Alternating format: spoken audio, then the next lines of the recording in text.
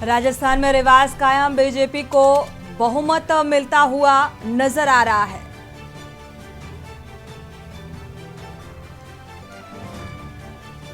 MP result, लाडली लहर से BJP को प्रचंड बहुमत। केंद्रीय मंत्री तोमर पिछड़े, सिंधिया बोले जनता ने अपना कद दिखा दिया।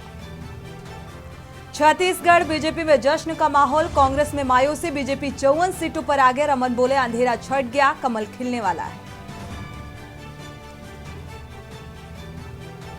तेलंगाना में कांग्रेस बहुमत के पार, 65 सीटों पर बढ़त। सत्तारूढ़ बीआरएस 41 और बीजेपी 8 सीटों पर आगे। सीएम अपनी सीट से पिछड़े।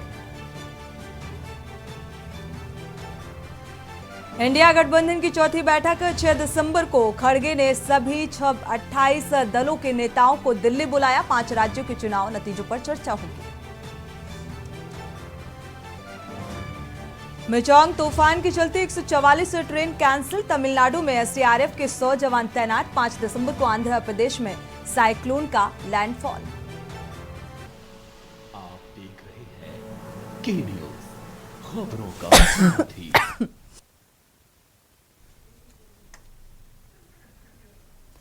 नमस्कार, आप देख रहे हैं के न्यूज़। मैं हूं आपके साथ सोनी चौहान। 4 प्रदेश किसे जनादेश मिलेगा, क्योंकि लगातार 3 राज्यों का अगर जिक्र किया जाए, राजस्थान, छत्तीसगढ़, मध्य प्रदेश का, तो बीजेपी बढ़त बनाती हुई यानी कि लीड में नजर आ रही है और लगातार पूर्ण बहुमत मिलता हुआ नजर आ रहा है। अगर देखा जाए कई तरीके की बयानबाजी और ये कहा जा रहा है कि जो बीजेपी की स्ट्रैटेजी थी वो कारगर सिद्ध होती नजर आ रही है। इस वक्त की बड़ी और अहम खबर आपको बता रहे हैं। 3 राज्यों में बीजेपी को पूर्ण बहुमत मिलता हुआ नजर आ रहा है। बीजेपी में जश्न का माहौल। वसुंधरा राजे ने चुनाव जीता। हालांकि अभी भी जो आंकड़े सामने आ रहे हैं उस लिहाज से वो बढ़त बनाती हुई नजर आ रही हैं।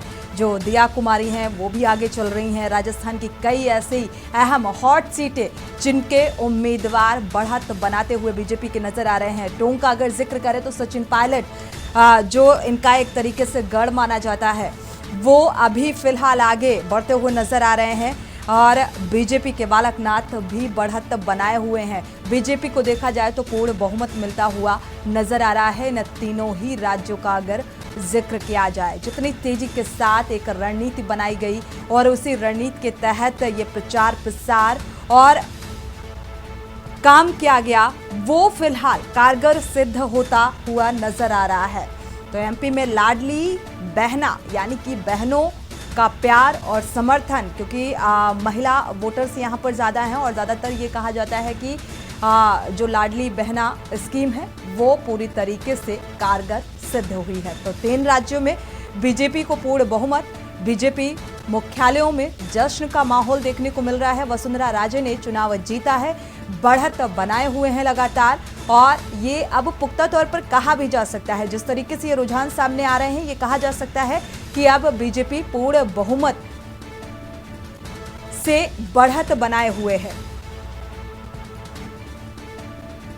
तो फिलहाल जो कांग्रेस का अगर जिक्र किया जाए तो कर्नाटक जो फॉर्मूला है वो काम करता हुआ नजर नहीं आया। जिस आधार पर कांग्रेस ने जिन मुद्दों को आधार बनाया और जनता के बीच में गए, उसमें अभी भी चूक होती हुई नजर आ रही है। जो अब तक के रुझान निकलकर सामने आ रहे हैं, अगर इस आधार पर, इस रिजल्ट के आधार पर बात की जाए, और यही वजह है कि बीजेपी के अंदर मोदी चेहरा जिसका जिक्र बार बार होता हुआ नजर आया और ये अब पूरी तरीके से अभी भी इस चेहरे पर आम जनता का विश्वास है, अगर ये कहा जाए तो गलत नहीं होगा, क्योंकि रुझान ये बताने के लिए काफ़ी हैं।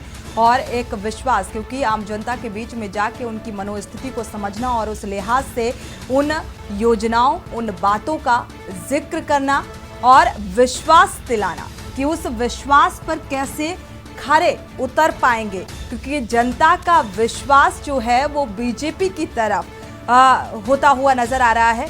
जिस तरीके से ये आंकड़े निकलकर सामने आ रहे हैं, 3 राज्यों में बढ़त बनाए हुए हैं, लीड पर है बीजेपी और कांग्रेस फिलहाल एक ठोस रणनीति, हालांकि दावा जिस तरीके से कांग्रेस की तरफ से किया गया या ये कहा जाए अलायंस को मैनेज नहीं कर पाई, तमाम इस तरीके के सवाल भी खड़े होते हुए नजर आ रहे हैं। या फिर और ओवर टेंट का ये नतीजा है जिस तरीके से ये आंकड़े नजर आ रहे हैं, या फिर रणनीति बनाए जाने में कमी रह गई, क्योंकि लगातार बयानबाजी, जिस तरीके से बयानबाजी सामने आ रही है ट्वीट के जरिए, लगातार इन रुझानों को लेकर बयानबाजी की, सनातन का श्राप, तमाम इस तरीके के वक्तव्य सामने आ रहे हैं।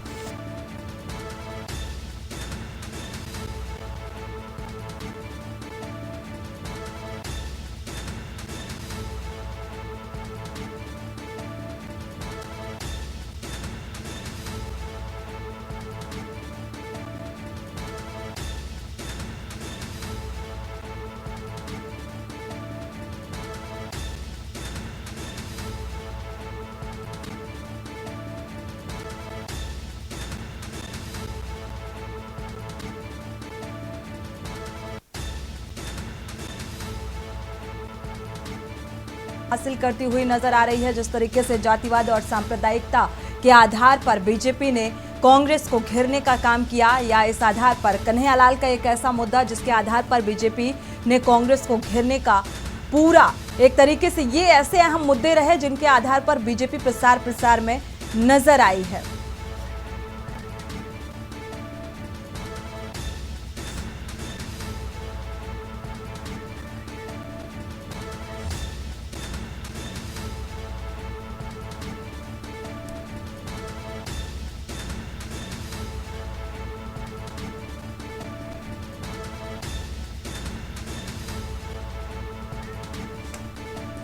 तो और ज्यादा जानकारी के साथ विस्तार से चर्चा करते हैं, हमारी सहयोगी न्यूज रूम से जुड़ी हुई है गरिमा, आपका रुख करेंगे। अगर देखा जाए तो पूर्ण बहुमत बनाती हुई बीजेपी नजर आ रही है। अगर तीनों ही राज्यों का जिक्र किया जाए, छत्तीसगढ़, मध्य प्रदेश और राजस्थान की कुछ हॉट सीटों का अगर यहां पर जिक्र करें तो पूरी तरीके से पूर्ण बहुमत मिलता हुआ नजर आ रहा है।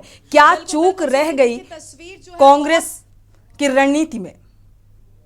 और बिल्कुल ठीक कह रही हैं आपके, 3 ऐसे राज्य हैं जहां पर कांग्रेस पार्टी जो है वो पूरी तरीके से अब पीछे होती हुई और बीजेपी ने बड़ी बढ़त बना ली है। यानी अगर उत्तर भारत की इन सीटों पर बात करें तो लगभग पूरी तरीके से बीजेपी अब काबिज होती हुई दिखाई दे रही है। शुरुआत में ऐसा लगा कि ये रुझान है, लेकिन अब ये रुझान नतीजों में बहुत जल्द तब्दील होते जाएंगे और संभावनाएं बदलने की बहुत कम नजर आ रही है, क्योंकि हम लगातार दिखा भी रहे हैं अपने दर्शकों को और न्यूज रूम में हम मौजूद हैं। जानेंगे कि आखिर इन 3 राज्यों में जहां पर बीजेपी को बड़ी जीत मिल रही है, क्या वजह रही, आखिर कौन से मुद्दे रहे, कौन से ऐसे दांव रहे जो बीजेपी के पक्ष में चले गए और बीजेपी को यहां पर लगभग बहुमत वाली सरकार बनाती हुई तस्वीर अब दिखाई दे रही है। चाहे राजस्थान में हम देख ले, अशोक गहलोत राजनीति के जादूगर कहे जाते रहे, लेकिन जिस तरीके से शेखावत का बयान आया और यह कहा गया कि अब भाई जादूगर का जादू खत्म हो गया है, तिलिस्म टूट गया है, उसके बाद अब क्या कुछ होगा। और देखिए अभी रुझान है, नतीजों में धीरे धीरे तब्दील होने शुरू हो चुके हैं। कुछ ऐसी सीटें भी हैं जहां पर हमने देखा जहां पर कंफर्म नतीजे भी सामने आ चुके हैं। कुछ लोग हमारे साथ में मौजूद हैं, उनसे भी बातचीत करेंगे। मनोज जी हमारे साथ में हैं। मनोज जी, 3 राज्य ऐसे जहां पर तस्वीर लगभग साफ होती हुई दिखाई दे रही है, ऐसा लग रहा है कि रुझान नतीजों में तब्दील हो जाएंगे, संभावनाएं बदलाव की बहुत कम है। क्या बड़े मुद्दे रहे, क्या बड़ी चीजें रही कि उत्तर भारत पर बीजेपी एक बार फिर से काबिज होती हुई दिखाई दे रही है? देखिए गरिमा, 2:45 बज गए हैं लगभग, ये रुझान हम अब नतीजे में बदलने जा रहे हैं और जो अभी रुझान दिख रहे हैं लगभग यही अब 19-20 यही नतीजे रहेंगे।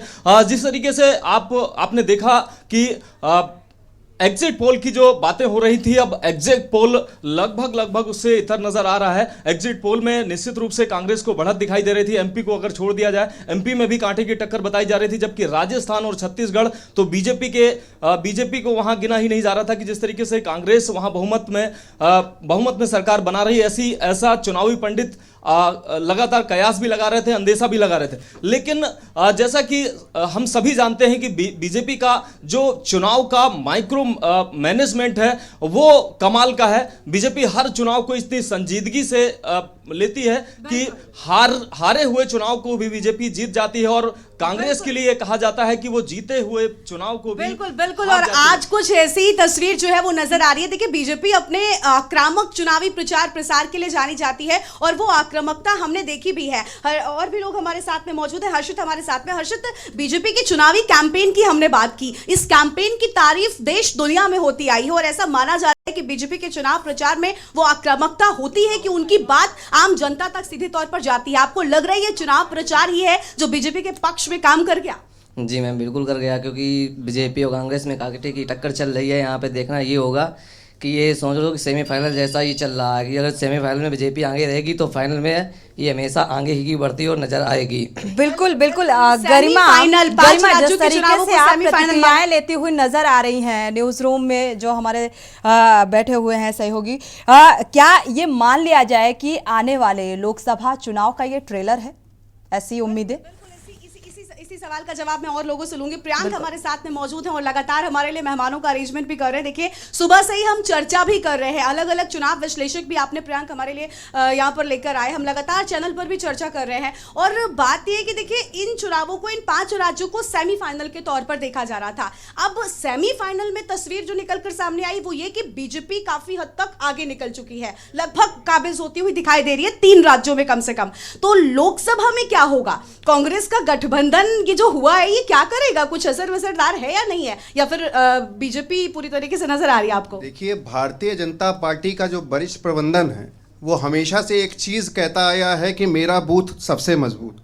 तो ये जो उनका कॉन्सेप्ट है कि बिल्कुल ग्राउंड लेवल से वो चीज़ों को इतना मजबूत करते हैं कि वो फिर इलेक्शन में उभर कर सामने आती है। शोर कुछ भी हो, भारत जोड़ो यात्रा, राहुल गांधी ये ले ले, अशोक गहलोत की जादूगरी ले ले, लेकिन आखिरी में जो परिणाम है वो सबके सामने है। उत्तर भारत में जिस तरीके से बीजेपी अपना झंडा लहराती हुई नज़र आ रही है वो उनकी मेहनत का नतीजा है, जो वो 5 साल एक्टिव रहते हैं और विपक्ष को एक सीख देते हैं कि हम हमेशा एक्टिव हैं। बिल्कुल बिल्कुल, एक बहुत अहम चीज निकलकर सोनी यहाँ पर सामने आई है कि लगातार बीजेपी चुनावी मोड में रहती है। उसके बारे में कुछ चीजें हैं जो मशहूर हैं और मानी जाती हैं, और देखिए उनका चुनावी मोड में रहना कहीं ना कहीं उनके लिए फायदा और बीजेपी की स्ट्रैटेजी का अगर यहाँ पर जिक्र करें गरिमा, तो मुझे लगता है कांग्रेस को काफी कुछ सीखने की जरूरत है।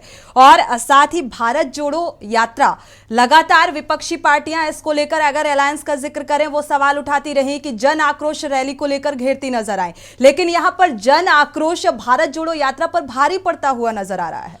बिल्कुल बिल्कुल, अब तो कम से कम ऐसा लग रहा है और ऐसा कहना बिल्कुल ठीक हो जाएगा कि ये जो भारत जोड़ो यात्रा थी वो कहीं ना कहीं कांग्रेस पार्टी की एक इमेज को मेंटेन करने में तो काम कर गई, लेकिन कुछ ऐसी चीजें रही या हम ये कह लें कि जनता तक शायद उस हद तक नहीं पहुंच पाई जिस हद तक जनता में आक्रोश था कुछ मुद्दों को लेकर। कांग्रेस पार्टी को अभी और बड़े स्तर पर मजबूत होने की जरूरत है और साथ ही साथ अभी ये भी काम करना होगा। देखिए हम जब चुनाव विश्लेषकों से बात करें तो ये चीज निकलकर सोनी सामने आई कि अब कांग्रेस पार्टी को यंगस्टर्स को कमान देनी होगी। यंग लीडर्स पर जब तक भरोसा नहीं दिखाएंगे तब तक शायद कांग्रेस पार्टी उतनी मजबूती के साथ आगे नहीं बढ़ पाएगी। इसी को लेकर और लोगों से हम बातचीत करेंगे। हमारे साथ में अजय जी मौजूद हैं। अजय, आज चुनाव विश्लेषक ये कह रहे थे कि अब कांग्रेस पार्टी को बदलाव की जरूरत है, और वो बदलाव ये है कि कम से कम नए लोगों को कमान दीजिए। चाहे और गुटबाजी बहुत रही इसी वजह से, क्योंकि कांग्रेस अपने पुराने नेताओं पर ज्यादा विश्वास करती है, जो इंदिरा गांधी के समय से, चाहे कमलनाथ मध्य प्रदेश में हो या अशोक गहलोत हो जाए राजस्थान में। वही चीज हुई ना कि राजस्थान में भी सचिन पायलट की नाराजगी कहीं ना कहीं रहती है, और ये दोनों चीजें दिक्कत कर जाती है कांग्रेस के लिए। जी बिल्कुल गरिमा, मैं आपको बता दूं कि जिस तरीके से चुनाव में इस बार फेरबदल हुआ है, 2 राज्य हैं वो पूरी तरीके से बीजेपी छीन ले गई है कांग्रेस से, तो कहीं ना कहीं ये घटना जो देखा जा रहा है, ये यूनिटी जो कांग्रेस में यूनिटी है वो कहीं भी संगठनात्मक चूक नज़र आ रही है पूरी तरीके से, और जमीनी स्तर पे काम नहीं कर पा रही है। बिल्कुल, तो देखिए कुछ ऐसी बड़ी वजहें हैं जिन पर बदलाव अगर सोनी होगा और इन चीजों को अगर कांग्रेस पार्टी अपने आप में सुधारती है तो जरूर हो सकता है आने वाले वक्त में उसकी चीजें सुधरे। लेकिन फिलहाल के लिए 3 राज्यों में जिस तरीके से बीजेपी ने बढ़त बनाई है, और बीजेपी के लिए कौन से दांव कारगर हुए, क्या चीजें उसकी जनता को पसंद आई हैं, इसको लेकर बलबीर जी हमारे साथ में मौजूद है, उनसे जानेंगे। बलबीर जी, 3 राज्य और रुझानों में बीजेपी बहुमत के साथ आगे नजर आ रही है, क्या लग रहा है? सबसे पहले अगर हम मध्य प्रदेश कह लें, 230 सीटों में से 150 के लगभग आगे हो गई है। अब आप बताइए क्या वजह रही? देखिए एक तरफ आदिवासियों का मुद्दा था, आदिवासी ऐसा लग रहा था कि इनकी नाराजगी जो है काम कर जाएगी, लेकिन दूसरी ओर लोग कह रहे हैं कि भाई लाडली बहना योजना जो है बहुत कारगर हो गई और फायदेमंद साबित हुई है। देखिए गरिमा जी, जो जीता वही सिकंदर जी। तो इनकी जीत के कारण एक नहीं कई कारण हैं। एक तो प्रधानमंत्री के चेहरे पर इन लोगों ने चुनाव लड़ा, उस केंद्रीय जनहितकारी योजनाओं पर फोकस किया, और दूसरा सबसे बड़ा कारण ये है कि ये जो बड़े जोर शोर के साथ जो इंडिया गठबंधन का जो श्री गणेश हुआ और उसके लिए पूरी कवायद हुई और नेताओं का जमघट लगा, तो वो एकजुटता इन चुनाव में फूट के रूप में सामने आई। वो जनता के बीच में उसका संदेश गलत गया कि जो गठबंधन मोदी से मोर्चे के लिए 24 की तैयारी कर रहा है, वही इन चुनाव में बिखरा हुआ और आपस में लड़ते हुए नजर आ रहा है। तो जब इनमें सिर फुटौल अभी हो रही है तो ये मोदी का मुकाबला कैसे करेंगे, इसलिए लिहाजा इसलिए जनता ने भारतीय जनता पार्टी पर विश्वास किया। भारतीय जनता पार्टी का ध्रुवीकरण का आश्रय भी काम आया, है ना। ये तमाम सारे कारण हैं जिनकी वजह से भारतीय जनता पार्टी को उत्तर भारत के इन राज्यों में सफलता मिली है। बिल्कुल बिल्कुल सर, आपके पास लौटते हैं। देखिए कई सारी बड़ी वजह बताई है बलबीर जी ने, उनसे हम और भी विस्तार से बातचीत करेंगे। फिलहाल कुछ संवाददाता भी हमारे साथ में जुड़ रहे हैं। मंदसौर से हमारे संवाददाता जुड़ चुके हैं। क्या अपडेट है आपके पास, जल्दी से बताएं। फिलहाल 3 राज्यों में तस्वीर तो साफ होती हुई दिखाई दे रही है अब लगभग।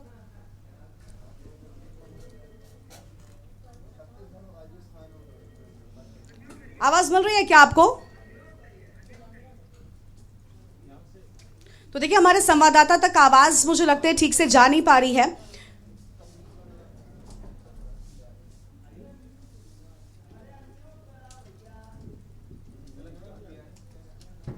अनम्यूट कीजिए, आपकी आवाज नहीं मिल रही। अनम्यूट कीजिए, उसके बाद अपनी बात शुरू करें। देखिए संवाददाता की आवाज जो है वो हमें नहीं मिल पा रही है। बोलिए, आपकी आवाज आ रही है, बोलिए। क्या अपडेट है आपके पास? मंदसौर जिले की 4 विधानसभा सीट है और 4 विधानसभा सीट में 3 पर लगभग भारतीय जनता पार्टी की लगातार जो प्रत्याशी हैं वो बढ़ोतरी में और जा रहे हैं। तो मंदसौर विधानसभा की अगर बात करते हैं तो यहाँ से 540 मतों से यहाँ के प्रत्याशी यशपाल सिंह सिसोदिया बढ़त बनाए हुए हैं। तो वहीं जगदीश देवड़ा वित्त मंत्री, अगर मल्हागढ़ विधानसभा की बात करते हैं तो वो लगभग 15,000 से बढ़ोतरी बनाए हुए हैं। सुहासरा विधानसभा की अगर बात करते हैं तो सुहासरा विधानसभा में 11,000 से बढ़ोतरी है। तो वहीं गरुड़ के चंदर सिंह सिसोदिया यानी कि बीजेपी या लगभग 7,000 से बढ़ोतरी बनाए हुए हैं। तो 4 विधानसभा के जो नतीजे हैं वो साफ तौर पर हैं कि 3 पर बीजेपी आगे चल रही है, तो वहीं 1 पर कशमकश के रूप में 540 मतों से यशपाल सिंह सिसोदिया ने बढ़त बनाए हुए हैं। तो कहीं न कहीं जो लाडली बहना योजना का जो इफेक्ट है वो इस विधानसभा क्षेत्र में देखने को मिल रहा है। जी बिल्कुल, साफ तौर पर लाडली बहना का देखिए हमने देखा कि यहाँ पर जो है वो साफ तौर पर असर देखने को मिल रहा है और लगातार हम चुनाव को लेकर विस्तार से बातचीत कर रहे हैं। फिलहाल हम देख पा रहे हैं कि 4 प्रदेश और किसको जनादेश को लेकर लगातार हमारी चर्चा जारी है। खास लोगों से भी हम बातचीत कर रहे हैं और जान रहे हैं कि क्या नतीजे। लेकिन अब देखिए रुझानों के साथ तस्वीर बहुत हद तक साफ होती जा रही है और ऐसा लग रहा है कि पूरी तरीके से 3 राज्यों में मध्य प्रदेश, राजस्थान, छत्तीसगढ़ में तस्वीर बहुत हद तक साफ हो चुकी है। हम हमारे प्रधान संपादक दुर्गेश चौहान जी से भी बातचीत करेंगे और जानेंगे कि आखिर इन 3 राज्यों में जहां पर हम देख पा रहे हैं कि पूरी तरीके से बीजेपी फिलहाल काबिज होती हुई दिखाई दे रही है, वहां पर क्या बड़ी चीजें रही। सर आप भी लगातार नजर बनाए हुए हैं, हमने पूरा चुनाव, हर एक तस्वीर, हर एक चीजें अपने दर्शकों को भी के न्यूज के माध्यम से दिखाई है। आज मैं आपसे जानना चाहूं, उम्मीद नहीं थी नो डाउट बीजेपी की इतनी बड़ी जीत की और 3 बड़े राज्यों में जीत की, लेकिन आज ऐसा ही हुआ, क्या वजह रही इसकी? निश्चित तौर पर जैसा गरिमा आप कह रही हैं कि अगर तेलंगाना में तो जो खबरें आ रही थी कि वहाँ बहुत अच्छा कांग्रेस ही करेगी, लेकिन इन 3 राज्यों में कम से कम मध्य प्रदेश के जो परिणाम हैं वो एक तरीके से चौंकाने वाले हैं। इतनी सारी सीटें एग्जिट पोल से पहले शायद किसी ने इस तरीके, एग्जिट पोल में 2-3 एग्जिट पोल ने कहा कि 150, 160 इस तरह जा रहे हैं, लेकिन ये बड़ा चौंकाने वाला मामला रहा। और छत्तीसगढ़ का जो मसला था वो भी उससे ज़्यादा चौंकाने वाला रहा। अब सबसे बड़ी बात ये है कि मुझे ऐसा लगता है कि बहुत सारे जो मीडिया के लोग, बहुत सारे राजनीतिक विश्लेषक, बहुत सारे पत्रकार, मुझे लगता है एक तरीके का चश्मा पहन लेते हैं, अपने अपने चश्मे से चीज़ों को देखने लगते हैं। लेकिन जनता का चश्मा एक अलग तरीके का होता है और जनता अलग तरीके से सोचती है। कांग्रेस पार्टी मुझे नहीं लगता कि बहुत एसेस कर पाई कि इन राज्यों में उसकी स्थिति क्या है। जैसे छत्तीसगढ़ की अगर हम बात करें तो भूपेश बघेल बहुत ज़्यादा मीडिया में रहते थे, विज्ञापनों में रहते थे, लेकिन कहीं ना कहीं अंदर अंदर चीज़ें वहाँ बहुत अच्छी नहीं थी और इस तरह की बीच बीच में गहे बगाहे सूचना आया करती थी। और टी.एस. सिंहदेव बहुत ही शालीन नेता हैं, बाद में उनको चुनाव के वक्त उनको डिप्टी चीफ मिनिस्टर बनाया गया। वो बहुत लगभग 2-2.5 साल के बाद जब ये तय हुआ था कि उनको 2.5 साल के बाद चीफ मिनिस्टर बनाएंगे, तभी से वो इस तरह के संकेत देने लगे थे कांग्रेस आला कमान को कि बहुत सब कुछ ठीक नहीं चल रहा है, आपके पैरों के नीचे जमीन खिसकने वाली है। बार बार टी.एस. सिंहदेव जैसे नेता के संकेत के बाद भी कांग्रेस आला कमान ने भूपेश पर भरोसा किया।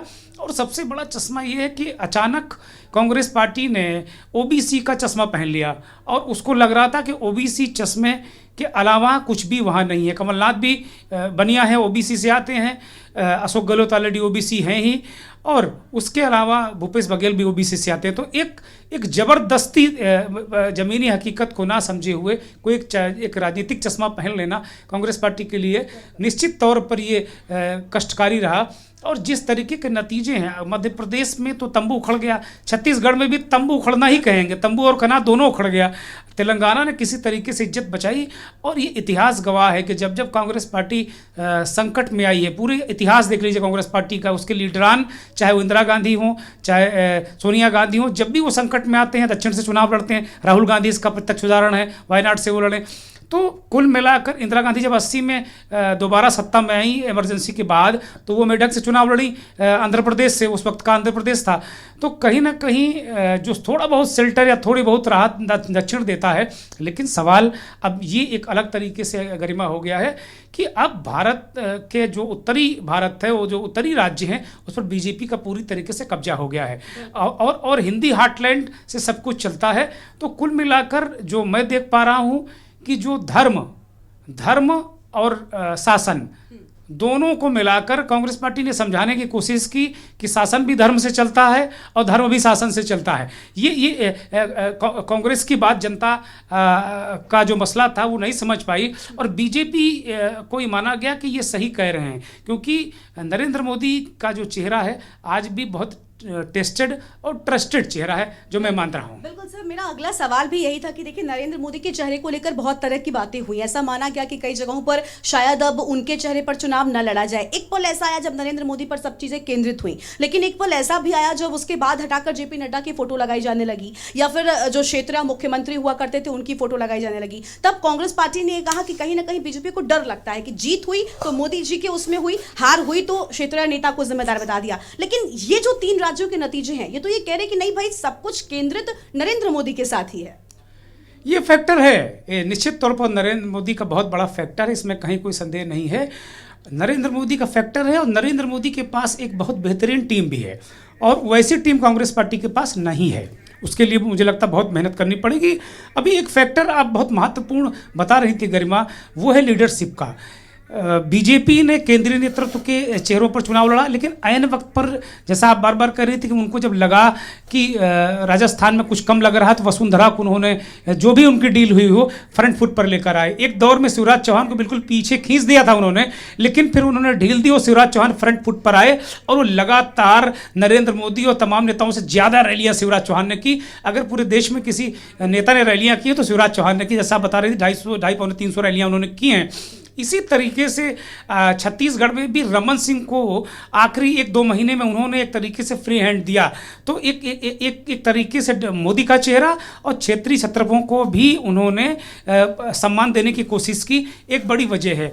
और कांग्रेस पार्टी में ये रहा कि जो बात आप कह रही थी कि जो लीडरशिप, युवा लीडरशिप, वो बड़ी महत्वपूर्ण रही। सचिन पायलट को वहाँ न लाना, कमलनाथ के यहाँ कमान न देना, और वहाँ ऐसा लगा छत्तीसगढ़ियों को कि टी.एस. सिंहदेव साहब के साथ में कांग्रेस पार्टी ने अच्छा नहीं किया। तो इन 3 राज्यों में ये भी बहुत बड़ा फैक्टर कांग्रेस पार्टी के जो उसकी स्थिति दुर्गति हुई उसके लिए ये बहुत बड़ा जिम्मेदार है। बिल्कुल बिल्कुल सर, बहुत शुक्रिया आपका बातचीत के लिए। हम आगे और भी लोगों से बातचीत करेंगे। देखिए बहुत अहम जानकारी प्रधान संपादक जी हमारे साथ में थे, दुर्गेश चौहान जी, जिन्होंने देखिए बहुत बड़ी बातें कही। और वही चीज ना कि प्रधानमंत्री के चेहरे की लोकप्रियता अभी भी बरकरार है और कहीं ना कहीं वो असरदार भी है। ये आज के चुनावी जो रुझान है, जो नतीजों में धीरे धीरे कर तब्दील होते जा रहे हैं, उससे सोनी लगभग तस्वीर साफ होती हुई नजर आ रही है। और अब बिल्कुल गरिमा, अगर आंकड़ों और रुझानों पर एक नजर डालें तो जिस तरीके से पूर्ण बहुमत मिलता हुआ बीजेपी को नजर आ रहा है, एक बार जोधपुर का रुख कर लेते हैं। महेंद्र संवाददाता जुड़े हुए हैं, अपडेट साझा कर लेते हैं। महेंद्र, क्या अपडेट है, क्या कुछ रुझान निकलकर सामने आ रहा है? महेंद्र, आपको आवाज मिल पा रही है?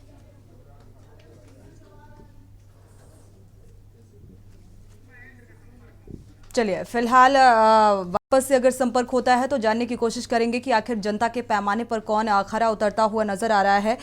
वापस से अपनी चर्चा पे लौटते हैं, न्यूज रूम का रुख कर लेते हैं। गरिमा, 2024 में कोई फेरबदल नहीं होगा, ये तो तय होता हुआ नजर आ रहा है, क्योंकि बीजेपी का कोई तोड़ नहीं है। जिस तरीके से, जिस स्ट्रेटेजी के साथ, जिस रणनीति के साथ बीजेपी कारगर सिद्ध होती हुई नजर आ रही है।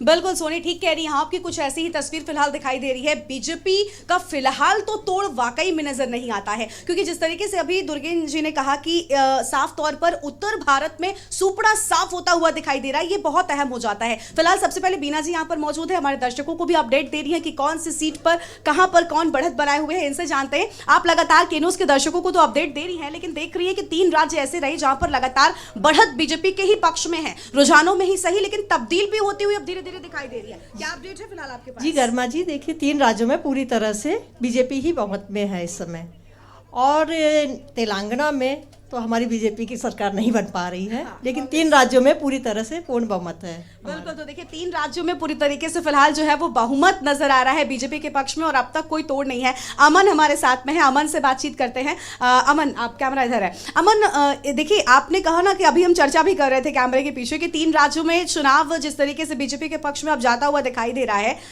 मुद्दे बता दीजिए। मध्य प्रदेश में अगर हम अलग अलग उनके बात कर ले, मध्य प्रदेश में फिलहाल बड़ी जीत दिखाई दे रही है बीजेपी के खाते में, क्या लग रहा है किन मुद्दों पर? क्योंकि बहुत से ऐसे भी मुद्दे थे जो बीजेपी के पक्ष में नहीं जा रहे थे, चाहे वो आदिवासियों का गुस्सा हो, जो घटनाएं मध्य प्रदेश में आदिवासियों के साथ हुई, लेकिन ये तो कुछ और ही हो गया। देखिए गरिमा जी, प्रचंड बहुमत से भारतीय जनता पार्टी मध्य प्रदेश में सरकार बना रही है। इसका मुख्य कारण तो मैं लाडली बहन को भी मानता हूँ, लाडली बहन योजना को मानता हूँ, लेकिन एक कारण एंटी इनकमबैंसी थी बीजेपी की। ये चीज़ उन्होंने इस बात को एक्सेप्ट भी किया था, लेकिन गुटबाजी कमलनाथ और दिग्विजय सिंह की। चलिए गरिमा, लेकिन अभी अगर बात की जाए अपडेट की, तो शिवराज सिंह चौहान का ये कहना है कि एंटी इनकमबैंसी का जिक्र हो रहा था, अब प्रो इनकमबैंसी से जीत हासिल हुई नजर आ रही है। एक बार जोधपुर का रुख कर लेते हैं गरिमा, हमारे संवाददाता महेंद्र जुड़े हुए हैं। महेंद्र, क्या अपडेट है, क्या रुझान सामने आ रहे हैं? जो रुझान सामने हमारे साथ चंद्रमोहन कलावेश पत्रकार जुड़ गए हैं। जी नमस्कार, मैं मतगणना केंद्र पॉलिटेक्निक कॉलेज से चंद्रमोहन कल्ला आपका स्वागत करता हूं। इस समय हालात ऐसे हैं, सुबह 8 बजे जब मतगणना शुरू हुई थी उस समय 7 सीटों पर कांग्रेस आगे चल रही थी, लेकिन धीरे धीरे ये बढ़त कम होती चली गई और वर्तमान समय में मुख्यमंत्री अशोक गहलोत जो कि 23,999 मतों से बढ़त बनाए हुए हैं, और ऐसा संकेत मिला है या ये रिपोर्ट मिली है कि वे अपना चुनाव जीत गए हैं। प्रोफेसर डॉक्टर महेंद्र राठौर को 65,839 मत मिले, शैतान सिंह को 444 मत मिले, जबकि अशोक गहलोत को 89,066 मत मिले हैं।